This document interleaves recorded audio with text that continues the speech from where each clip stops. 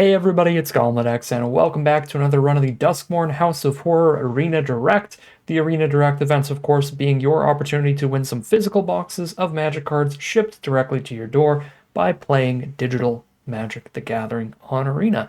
Very high stakes, very high risk events, 5,000 gems, and we need to get 6 wins in best of 1 sealed before only 2 losses. So we're certainly hoping to open some great cards, build a great deck, and we're also going to have to play and draw quite well. So hopefully we can get pretty lucky today and get a nice sealed pool and some nice draws, but we'll see how it all plays out for us as we bust open these packs, see what we get to build with today. All right, well, I really like our rares here. There's multiple ways to go.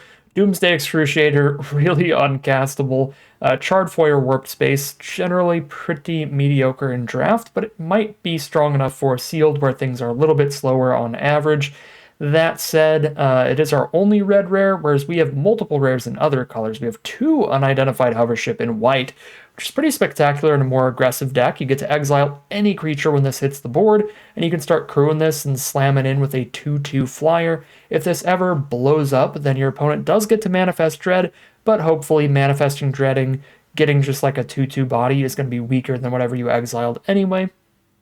We've also got Unholy Annex Ritual Chamber, which is an absurd card draw engine, picking you up another card every single turn off the Annex itself, but if you manage to get a demon on board, which the Ritual Chamber can already provide, you start draining your opponent for life and making it so there's only upside on that Unholy Annex. Instead of getting shot in the face, you're shooting your opponent in the face. So this card is really, really excellent as well, especially if you have like some other demons, which is why it's become a pretty good standard card. However, in draft, or in sealed, we're probably not going to have other demons to go with it. Technically, we do have a Valgavoth that is very powerful, but you need a lot in your deck to work towards it, either a bunch of ramp or a bunch of Reanimator and Self-Mill. So if we have either of those, we can try this out. And then last but not least, we have a Twitching Doll in green. This is a really excellent mana dork because it's going to help you play all of your big spells early. It's going to help fix your mana and ramp you up. And in the late game, when you don't need mana from it anymore, it just becomes an army of spiders. So I really love that card as well. So pretty solid looking sealed pool. Definitely going to want to take a look at all of the different colors and see where the most power is, though, because we've got some good rares in a few different colors here. Conductive Machete is really nice. We can fit this into any sealed deck really well. A 4-mana 4/3 that can even potentially flip up into something bigger because it's a manifested 4/3. And then you get to move that equipment around for the rest of the game later. We've got only 2 multicolored cards in the sealed pool, 1 Wildfire Wickerfolk, fine Hasty Threat for an aggressive Gruul deck, and a Drag to the Roots Great Removal in green and black. So if we do any splashing around and we're running both green and black, this will be a great removal spell. Not a lot of fixing though, no colorless fixing, and 4 total duels. So we'll need fixing in our main colors if we want to do a lot of splashing. Check out what we have in each color. Ooh. We do have 2 grand entryways. These work as some of our 2-mana creatures here in white. I don't love the very low creature count here, and the creatures are all pretty mediocre. I like Fear of Immobility, that's about it. Grand Entryway, Elegant Rotunda as well is just decent filler, unless you are a blue-white Eerie deck where you really want to play a bunch of enchantments and unlock a lot of rooms. So white as a standalone color doesn't look particularly good, but as a support color, if we have a second color that's really deep on creatures, then we have got really good support spells here with double Unidentified Hovership, Trapped in the Scream, double Shard Mage's Rescue to protect our best threats. So it's still a color to keep in mind, but it definitely does not stand on its own merits here. For our blue, blue has 0 strong rares. It's got some strong uncommons. If we have a bunch of Manifest Dread, Analyst can be good card draw, and Flood Pitch Drown is just a solid tempo play in general.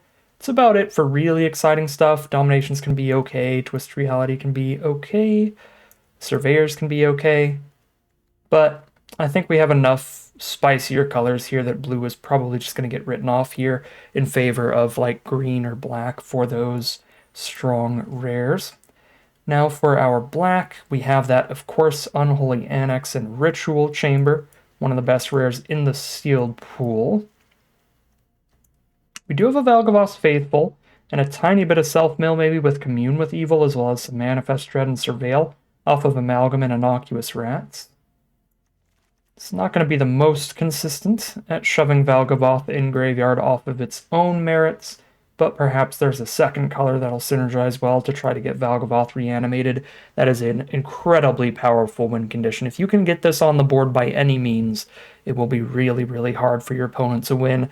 They have to 4-for-1 themselves if they want to deal with it. They cast a removal spell targeting it and sacrifice 3 other cards. So very, very gross card. If we can fit it in here, it's going to be difficult. So this is the stuff that would like definitely make the cut. The leeches are really filler, but overall black looks fine, mainly playing black because of the power of Unholy Annex here, but it does have a couple decent removal spells to back it up at the very least. For our red now, we've got no rares here. Well, no, we've got the Charred Foyer Warp Space. Sorry, let me mute that. We do have the Charred Foyer Warped Space here, which is probably a good enough card draw engine for sealed. But it's still not like a mega bomb in my opinion. In the right game, it's going to be pretty good, but if our opponent's got a good aggressive start and we've got this in our hand, we got to spend a bunch of mana to just not affect the board in any way, that can still be pretty awkward. Red looks pretty fine as a color. We do have one like Fear of Burning Alive to give us another pretty spicy card, and then some okay removal. Betrayer's Bargain and Impossible Inferno. Trial of Agony, kind of mediocre. You always kill your opponent's second best creature.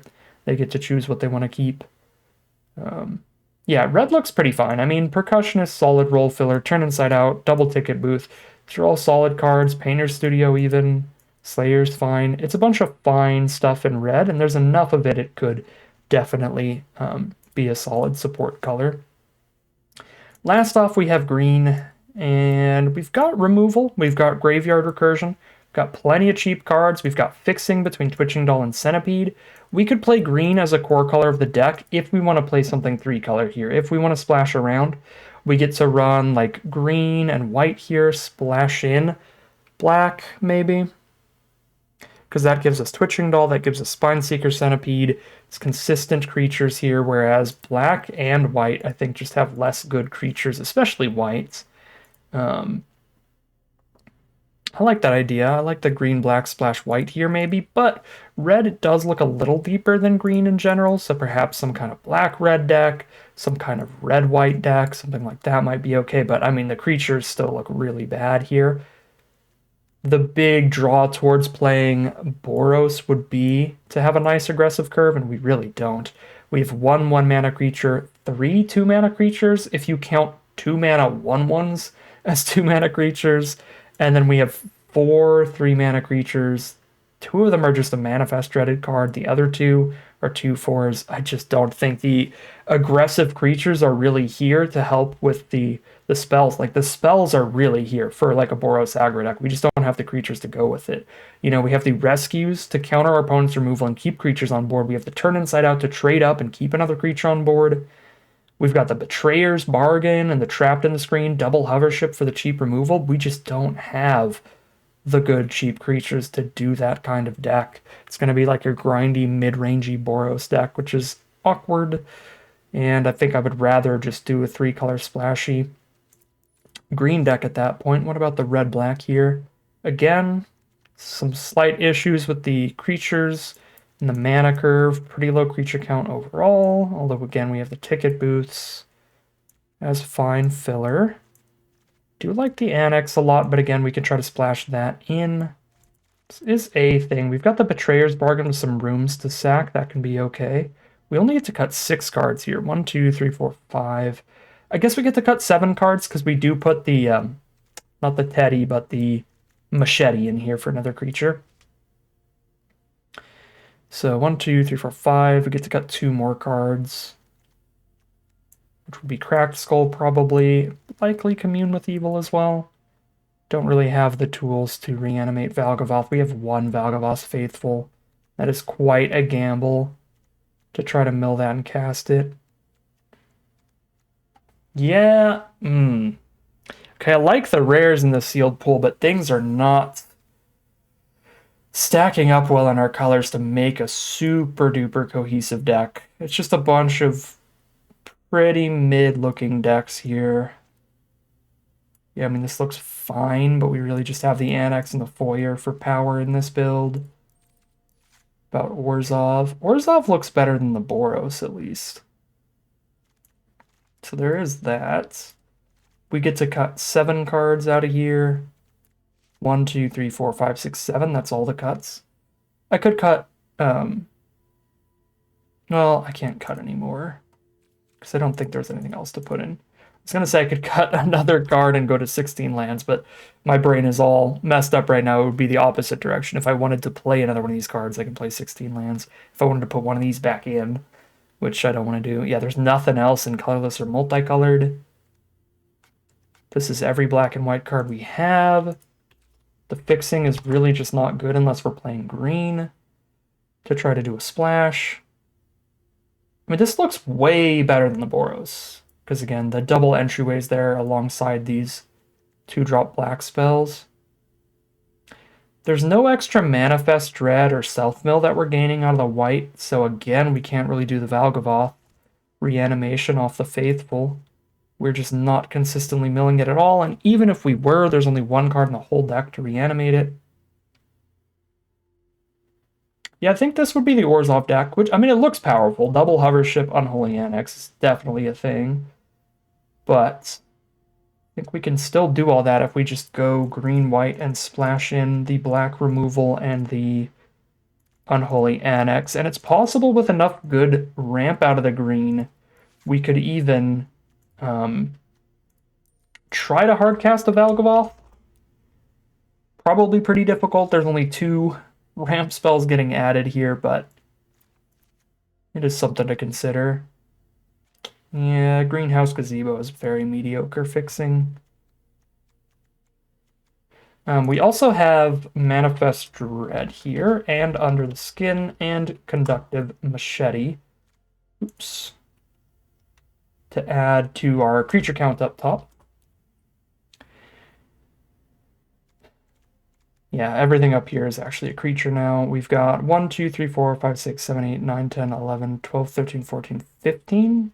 Okay, these are not creatures, though. So we really have 13 plus the Ritual Chamber. So we need to cut basically all non-creatures. Yeah, 1, 2, 3, 4, 5, 6, 7, 8, 9, 10, 11, 12, 13. Oh, no, we have 14, 15 off Grand Entryways. Still think we're cutting pretty much all non-creatures. Definitely Ethereal Armor in here. Probably Jump Scare. Pick up a creature or land with this. We don't care about Delirium, and this can just end up milling our unidentified hoverships and our Unholy Annex. All 3 of our bombs are not creatures or lands. Probably just not a Say Its Name deck, actually. So we play the Jump Scare for now, but then we play the black removal spells, so we cut Jump Scare for one of those, likely. We have a Spine Seeker Centipede and a Twitching Doll to get black mana. Where are our dual lands here? We've got a green-white dual, that's good. Black-red. Black-red and green-red.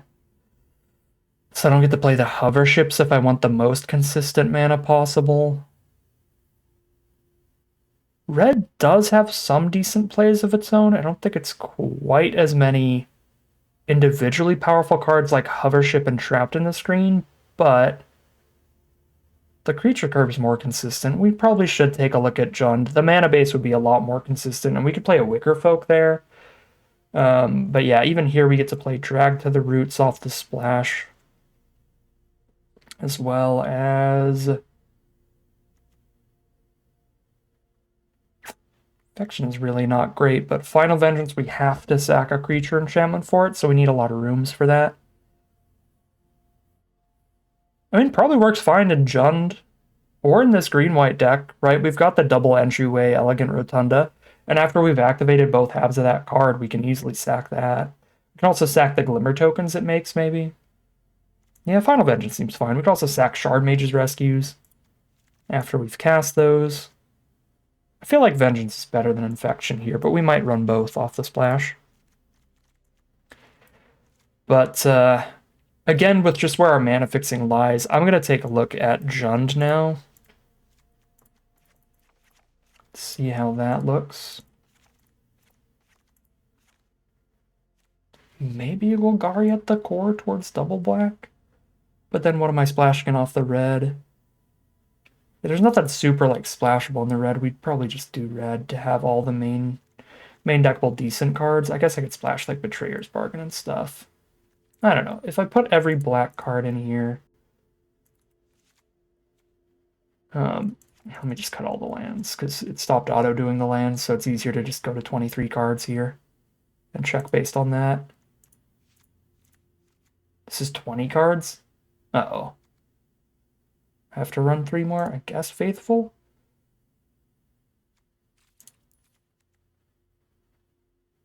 Any green cards I'm not playing to say its names?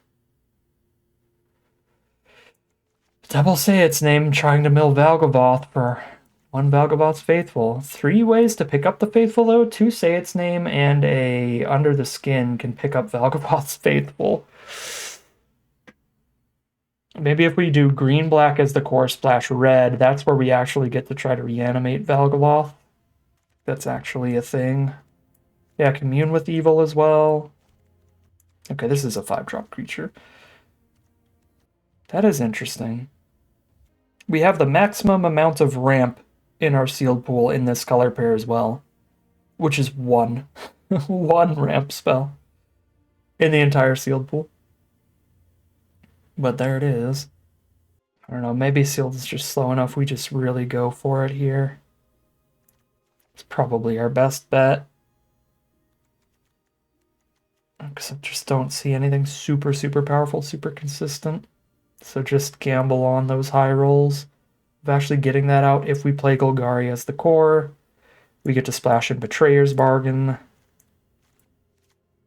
off of the red fixing. Kind of it, though. That's particularly exciting to splash. Charred Foyer Warp Space is really bad in a deck with Valgavoth. Well, Okay, if I cast Charred Foyer and exile Valgavoth immediately the next turn, it's really bad. But if it's a long enough game that I get to unlock the Warped Space, if I Warp Space Valgavoth, that's funny. But that's also, like, so unlikely. It would have to be a game where I draw Charred Foyer before Valgavoth. That's already winning 1 coin flip. We're just as likely to draw Valgavoth before Charred Foyer. So that's already a 50-50 of just that happening. Then I need to cast Charred Foyer and not exile Valgavoth immediately the next turn. Now that's super unlikely to immediately exile Valgavoth in the next turn. But I do need to cast the Charred Foyer before I draw Valgavoth. And I need to not hit Valgavoth the turn that I cast it. And then, even after I unlock the Warped Space, we have to hit the 50-50 chance of Valgavoth being my 1 exile per turn versus my 1 draw per turn. Like, even when both of these are active, we're drawing just as many cards as we're exiling, so it's another 50-50, another coin flip of whether Valgavoth ends up in my hand or in exile. So even if everything goes completely right, there's another coin flip in the end of whether or not we're going to get the free Valgavoth. And in order for things to go right, we already had to win 1 coin flip to draw Charred Foyer before Valgavoth, and then a little bit more odds in our favor of not drawing Valgavoth in the meantime, right? While we're setting up the Charred Foyer Warped Space. So it's like under a 25% chance. So like Magical Christmas Land is a very unlikely scenario here. I don't think I'm trying that. At least not off the splash. Maybe if we go Gruul. Maybe if we go Gruul. That would be funny. But then Valgavoth's even harder to just hard cast. If we get lucky. There's basically no getting lucky if we're Gruul splashing black. Because we'd need every black source in the deck. Triple black. Yeah.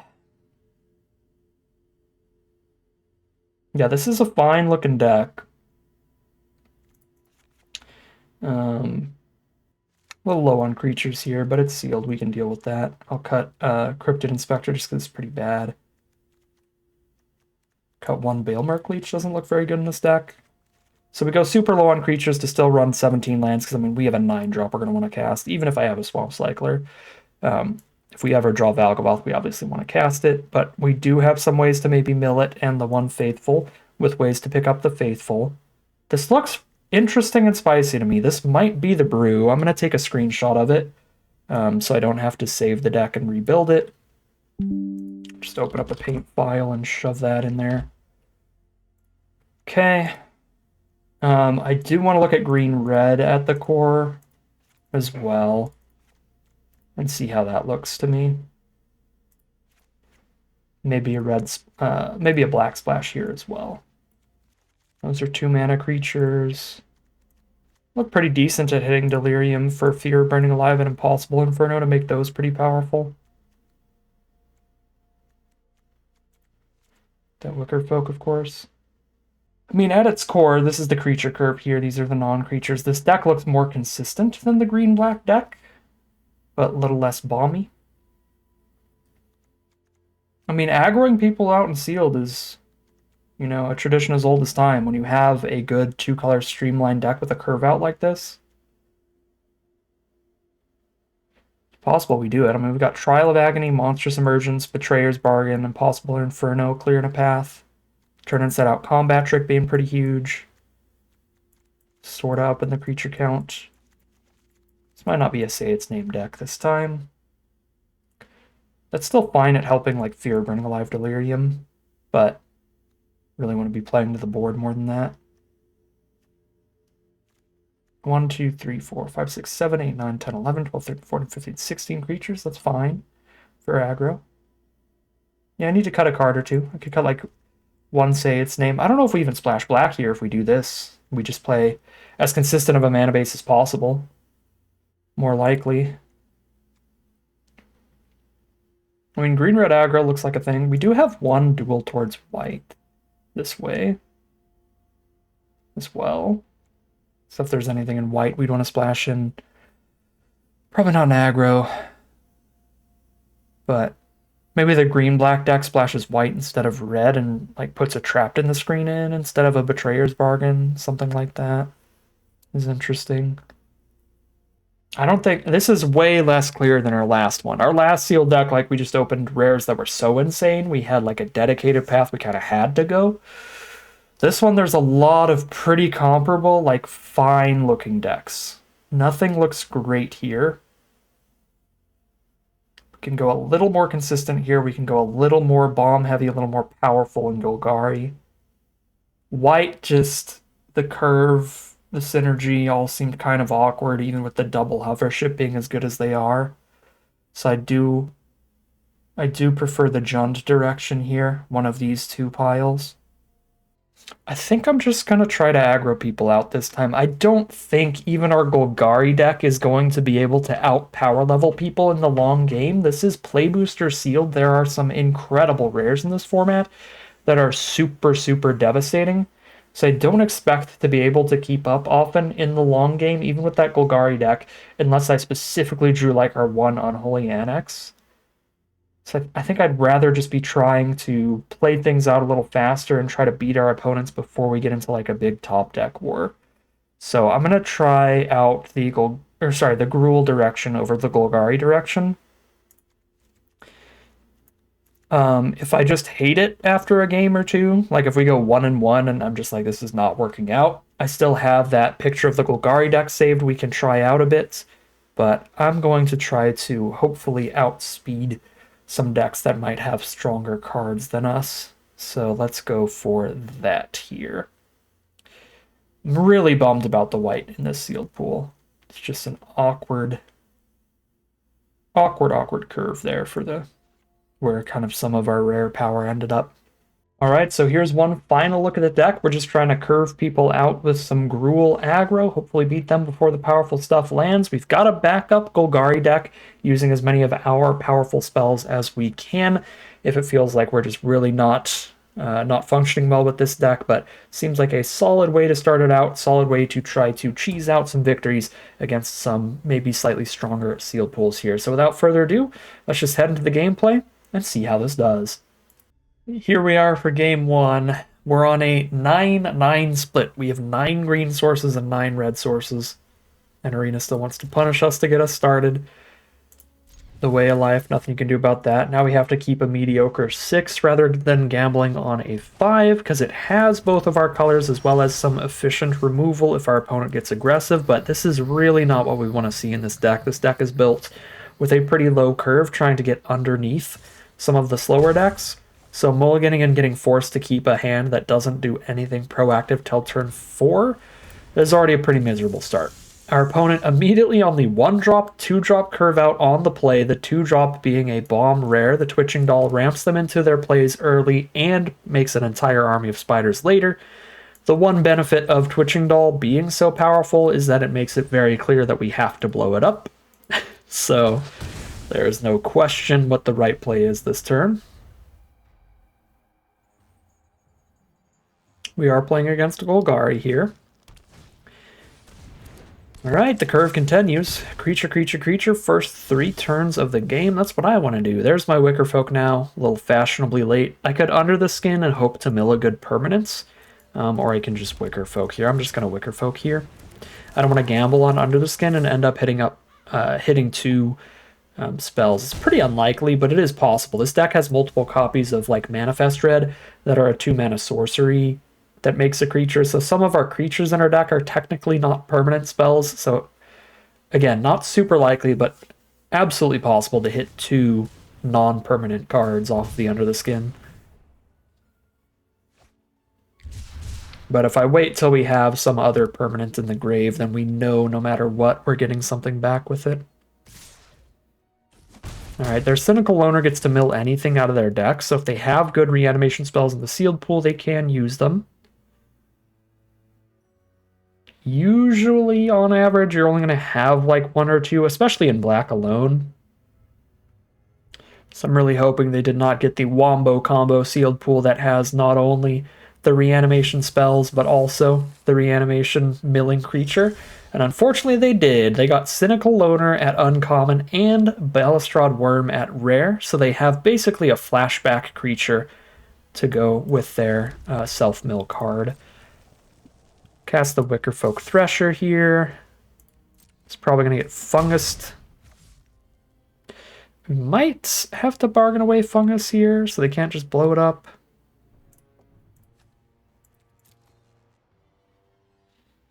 Feels pretty bad, though, because I'm going to want the removal for their better creatures. Yeah, go ahead and blow this up. Then we're at 3 out of 4 Delirium for Wicker Folk. Just need 1 more card type, and I have no instants in grave, so I can do that as like an instant speed trick. Whenever I need Wicker Folk to have 3 toughness, we just cast Inferno or Bargain, and it immediately does. So Cynical Loner can actually find their Delirium here off of its ability now. They have... well, no it can't. They only have artifacts and creatures. They need to find an enchantment, an artifact, an instant, or a sorcery, but they need to find 2 of those, and there's no such thing as... well, at least in this format, as far as I remember, there's no enchantment artifact, or in the entirety of Magic, there's no instant sorcery or instant artifact or enchantment sorcery or any weird stuff like that. Okay, so they grab an enchantment, drop the Wary Watchdog and Surveil 1 again. Keep that on top. So I'm straight up not having a good time. Okay, if there's a land in my top 2, I can pick it up with Under the Skin, so I can play a 2/2 blocker and hold up Bargain in the same turn. I can already do that if I just play Playmate and hold up Bargain. But obviously, if I play another creature and hold up the Bargain, if I need to cast Bargain, I'm going to have to sack it, which is rough. I think that's still better than just holding up Bargain and not playing a creature right now. Sadly, at this point, I think we have to just fully play the defensive. If Cynical Loner triggers 1 more time, they guarantee Delirium for the worm. Okay.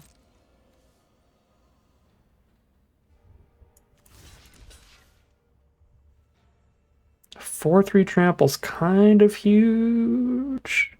I mean, I can pick it up with Under the Skin and recast it if I hit 1 more land. Yeah, I have to buy time, which is rough.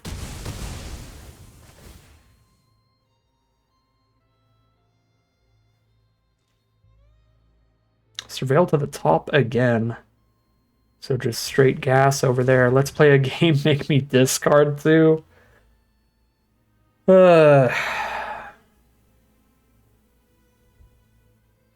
Mind Rot is just infinitely more painful when you've mulliganed. I have to keep under the skin. I have to get a 2-for-1 now then. And I'm just going to die to that worm because they have full delirium.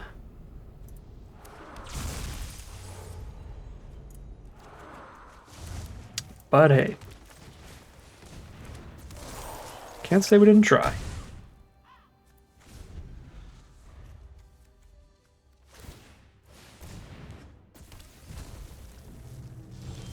No attacks, you love to see that. I can't attack into the 5/5, so no attacks here either.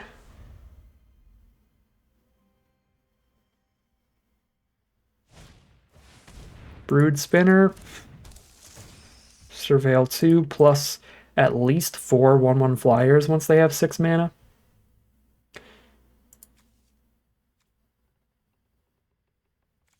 They got the Twitching Doll, Worm, Brood Spinner. Very strong deck. There's a lot of that to go around in Duskmourn.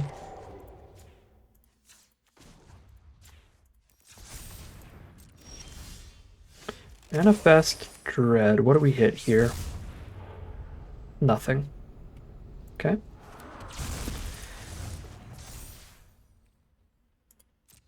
Still no attacks into a 5/5. And I'm not going to sack Doll for a single 2/2. That's essentially the same as not sacking the Doll. We got to wait till it at least makes 2 2/2s. Pass turn. They're giving us time to hit something. I guess we do have a Chardfoyer. And a chunk of land still.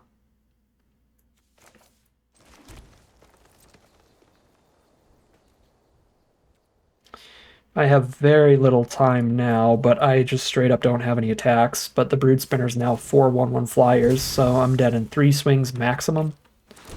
Probably quicker. Like 2 swings off of a single combat trick of some kind.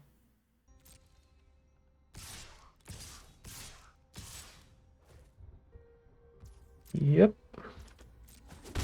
Down to 7.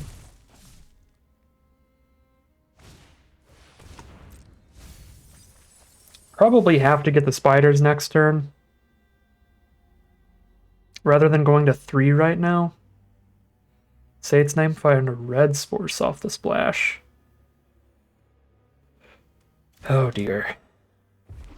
It's going to be the splashed in red removal spell to stop me from getting spiders. So that's like my one out right now. To live a little longer. It's not like a winning out, but it's a surviving for a second out. Watchdog.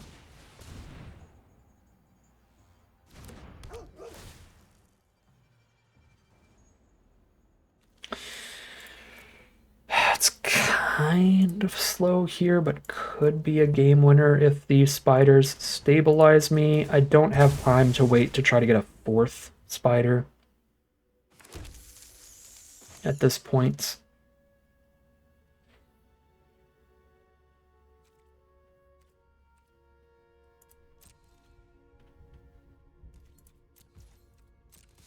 Because we're dead to like 1 copy of Turn Inside Out or something. Possible Inferno. Okay, that's not bad. Since I have the spiders now. That's not good either, but...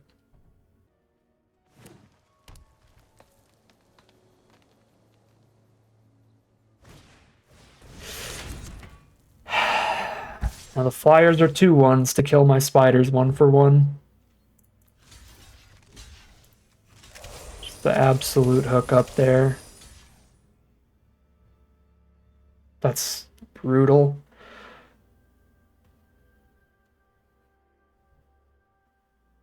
Go to 2 life off the trample too.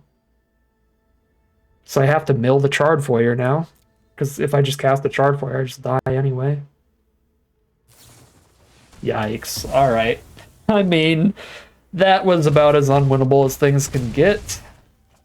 I could have played full defense from the get-go, but I mean, that sequence from opponent just throughout that whole game, we were behind. I suppose if we go full defense from the get-go and hope that they don't, or instead of assuming they might not have something good for Cynical Loner, they might not have the Balustrade Worm there. Yeah, I don't know. That was just a rough all around. Yeah, there is a different way to play out that game, which is just never attack. We trade into the Cynical Loner immediately. I mean, this is sealed. You have to play almost every on-color creature in your sealed decks, so I think it was fair to assume that Cynical Loner's trigger wasn't going to be that bad. We just kind of got destroyed that they had Cynical Loner and the Balustrade Worm in the same sealed pool. Again, I think because, you know, sealed is sealed and, like, we're playing plenty of just mediocre on-color creatures. Like, if we were playing black, we'd be playing a Cynical Loner, even without any good combos for it. I think the play was reasonable there to not just hold off and try to stop the Cynical Loner from triggering. They had the Wombo combo with the Balustrade Worm. Even without that, that game was pretty rough from the get-go with the Mulligan, and their other spells in hand were still keeping up perfectly well without the Worm. So, I don't think we stood much of a shot there. Alright, I want to run it back, or do I want to Golgari here? I'm going to Golgari for next game. Alright, swapped over to the Golgari build, hope to hit and cast our powerful spells decently often. Unholy Annex now and then, maybe we get a lucky Valgavoth mill with the Faithful. We've got a decent amount of ways to mill it, say its name, a bunch of manifesting going on, some surveils as well. The issue is hitting both the Valgavoth and the Faithful in the same game. That's the really RNG dependent part there. If we mill the Faithful, that's fine. I have two Say Its Name and Under the Skin to pick it back up. So, you know, as long as we see both of these cards in the same game, we might be able to pull off that combo, which should be an absolute game ender. And obviously, Unholy Annex Ritual Chamber just kind of wins the game by itself if we can get into that. Plenty of removal here. Still a good chunky creature count for trading off, trying to play a more defensive game this time around. We'll see how it works out, but certainly can't be worse than our first game of Magic here. Here we are on the play for game one.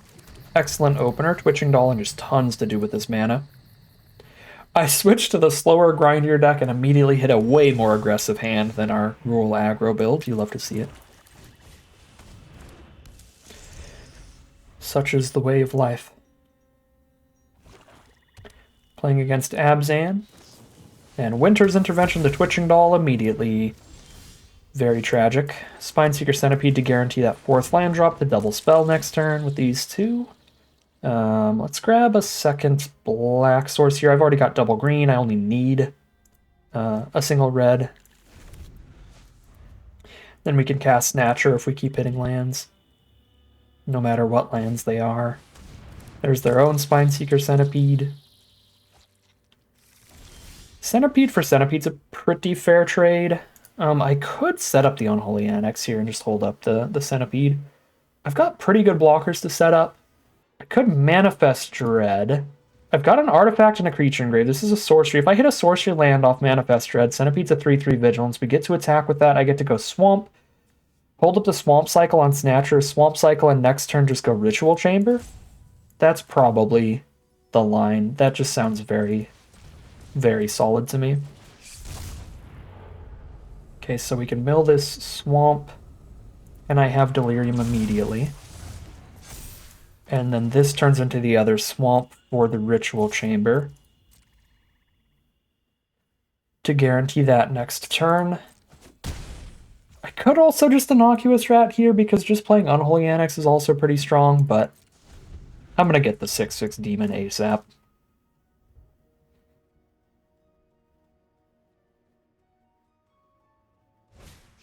There's their Innocuous Rat.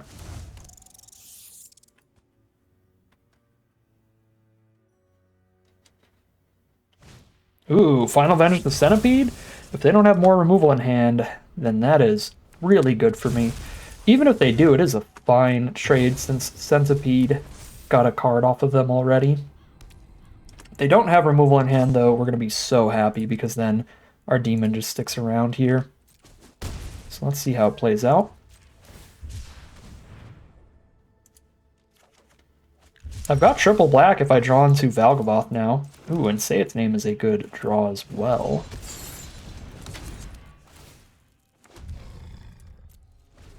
I do need 9 mana. I don't have 9 mana yet. So there's that.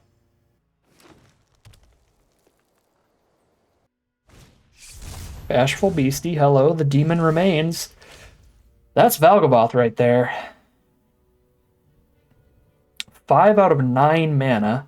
We Say Its Name into mana. Or I can Innocuous Rat and unlock Annex here. That starts draining life. I hit them for 6 immediately. That's like 8 damage. I really want to unlock Annex. And it feels safer to like play Innocuous Rat and do that. But I guess like with the life drain, we're fine doing it this way and guaranteeing land drops every turn. Let's see what we hit off Say Its Name. We didn't hit a land, but I have one to play, so I'm still going to take that.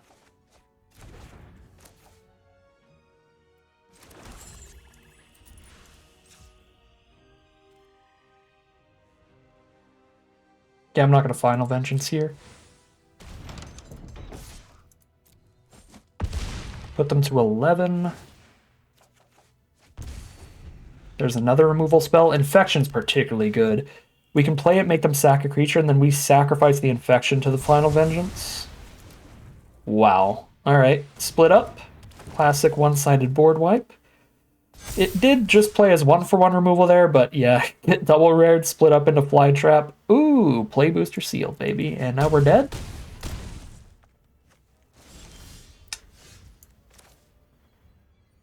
Seven out of 9 mana? Yeah, but we're just dead. I don't want them to sack Beastie and still have more creatures, so we put Infection on Beastie.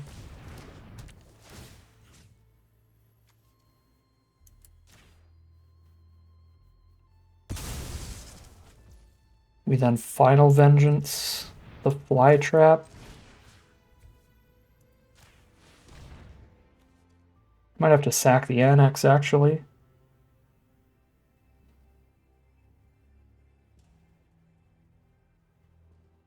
Seven life? Yeah, I kind of do. Then Innocuous Rat can block Beastie to turn into the 2/2. I think we're just dead, though.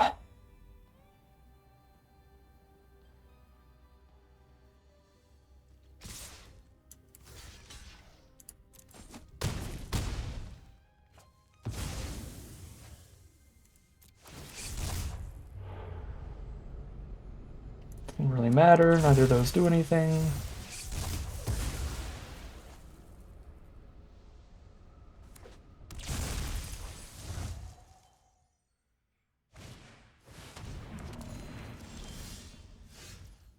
One mana off. One mana off, but we're dead to anything. Removal, or the face down being 3 or more power, or any combat trick.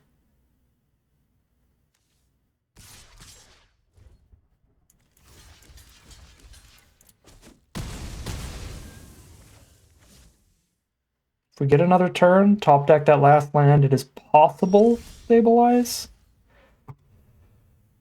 Ah, c'est la vie.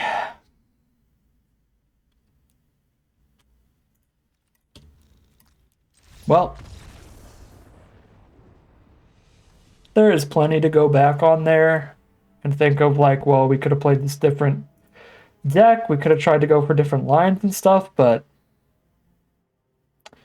overall, it feels like this draft is just, this Arena Direct one is just going to be a lot of overthinking what simply ends up being like, sometimes you just lose.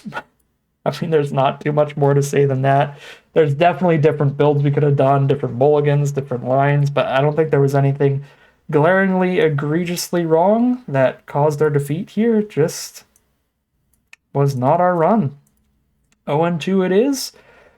Somebody's got to lose these games, and you got to win 6 in a row to get through, so the vast majority of runs of the Arena Direct are going to be runs like this, where it's like, all right, well, leave with no reward. It's just the way of things. The Gruul and the Golgari decks here, I think, are some of the strongest decks we could build here. They look like really solid, reasonable decks. The Golgari deck, like, played out fine overall. Just our opponent's deck played a little better, and that's all it takes. Yeah, I don't know. We had one game of some unlucky draws there with the Gruul deck, the Forced Mole, the Slow Keep against a better long game deck. And then, I mean, they had the total curve out too. And then, yeah, our Golgari deck, we just got like slightly outclassed there. Like, again, plenty of plays that we could have done differently. I could have said it's named something else instead of Valgavoth. And just like picked up, I don't know, a 4-mana 5/4 or something. I don't remember what the best card in our grave was, but it wasn't super, super good. Our opponent ended that game with multiple 4/4s and 5/4s and stuff, so even playing the Say It's Named differently, we just trade into one of those creatures and still end up a little bit behind. Still in the losing game. Yeah, I just don't feel like there's a ton that in the grand scheme of things really mattered all that much. It was just our run to lose today. But that is going to end today's video. As always, I'd like to thank my patrons and YouTube members for their support, as well as you for watching the video. If you enjoyed it and you're interested in seeing some more, you can always like, comment, and subscribe to tell the YouTube algorithm to send you some more in your recommended feed. If you'd like to catch me live, you can check out the Twitch channel in the link in the description below. And if you'd like to support the channel directly, you can check out the Patreon link in the description below. But other than that, as always, thank you very much for watching, and I'll see you again soon for some more Magic Arena.